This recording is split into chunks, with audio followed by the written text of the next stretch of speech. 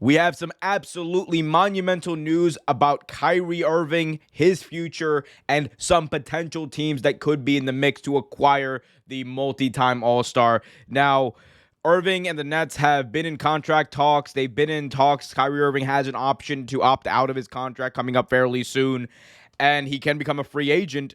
But there's the issue of the money. Obviously, Kyrie wants to get paid as much as he possibly can, and the place where that can happen, the place where he can get the most amount of money, is in Brooklyn. However, that doesn't mean that he necessarily needs to stay in Brooklyn. Kyrie Irving has reportedly created a list of teams he'd like the Nets to consider working on a sign and trade with. This is according to ESPN NBA insider Adrian Wojnarowski. Woj said that the list included, guess who? The Los Angeles Lakers, the LA Clippers, the New York Knicks, the Miami Heat, the Dallas Mavericks, and the Philadelphia 76ers, which that last one would be very interesting. I'll talk about that one first. That last one would be interesting because he would go to a place that they just had a trade with. They just traded James Harden away to, and doing a sign and trade for Kyrie Irving. You're not bringing James Harden back. You're not getting Joel Embiid. Who the hell are you going to get?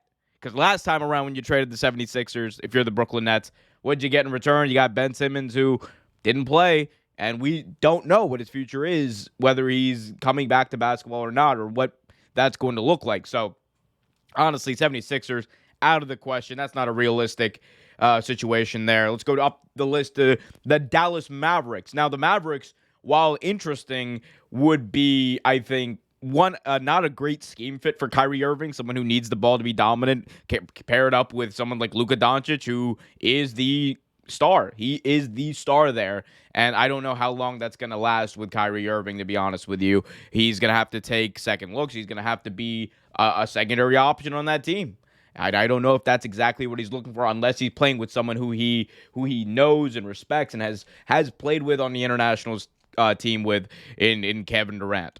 So I don't know how much that is. Also, what the hell do the Dallas Mavericks have to give? Like Jalen Brunson? No, that's not happening. Miami Heat, interesting option there because the Miami Heat have a lot of young assets. The only question is, are they willing to part with them in order to get Kyrie Irving?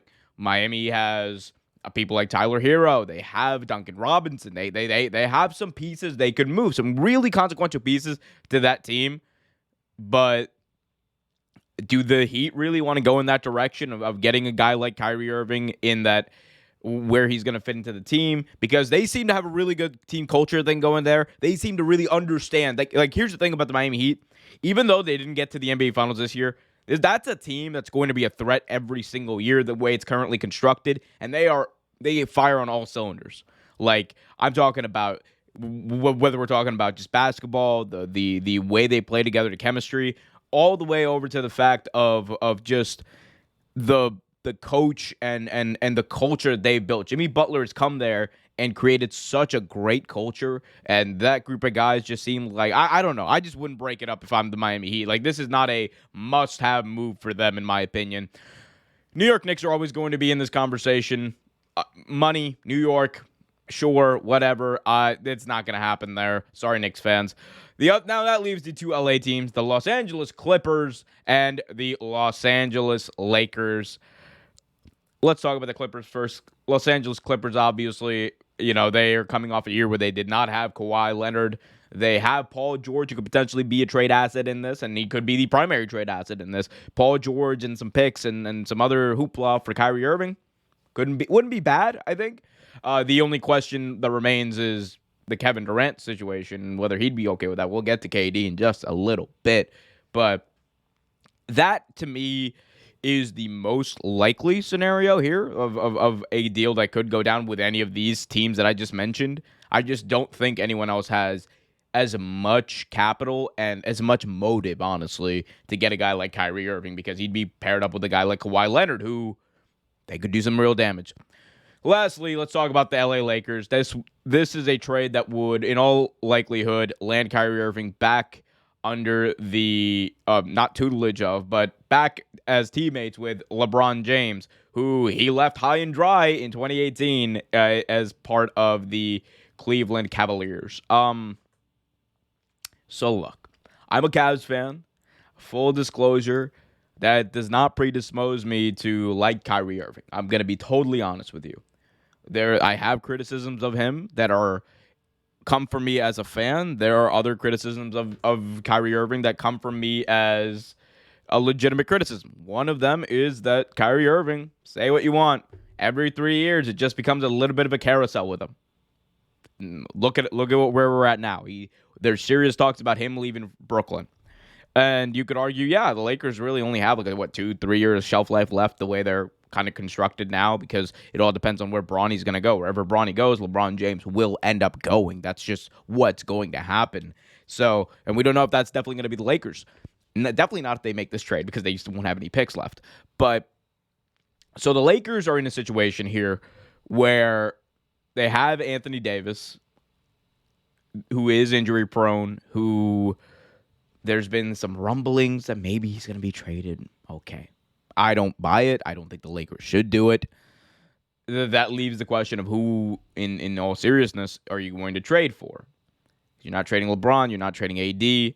And if you're the Nets, you want to try to entice KD to stay as much as you possibly can. The only guy who out there on one of these teams that I could see him definitely trying to stay for would be AD. Again, that's a gut feeling. That is just based off of his talent. That's the only person who I think is his talent worthiness or talent worthy enough for KD to potentially stay. Outside of that, if you're not willing to trade AD, then I don't know what we're doing here.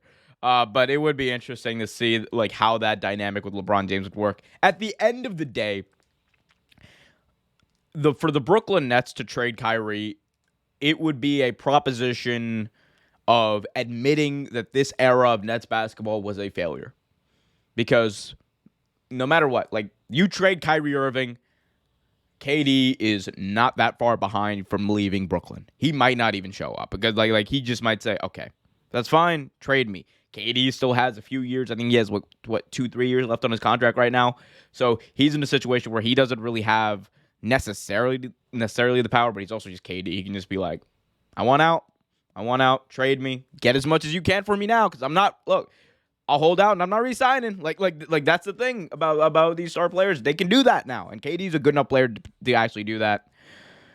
Now, Kyrie Irving can also hit unrestricted free agency, but I mean, again, it's all about getting money. If he re-signs with the Nets, he gets the most amount of money he possibly can. So it's a catch-22 there, but we'll see what happens. Again, I don't think the Nets right now are in a situation where, unless you get a guy like Anthony Davis or maybe a Paul George, you would have to get someone that KD wants to play with other than Kyrie Irving. That point blank. You don't get that guy, it's over. This was a categorical failure. You never made the finals once. You never got to the big stage. You never had a chance. It's over. All that hoopla about the Brooklyn Nets 3 years ago, when KD, Kyrie signed. It was the 4th of July. Stephen A. Smith was, the Brooklyn Nets own New York. All that hoopla out the window. But we'll see what happens. Y'all let me know what you guys think is in Kyrie's future. Is he staying? Is he going? Should he stay? Should he go? Great song, by the way. Let me know in the comment section below. Hit that like button, subscribe, and hit that notification bell so you get notified whenever a new video is released.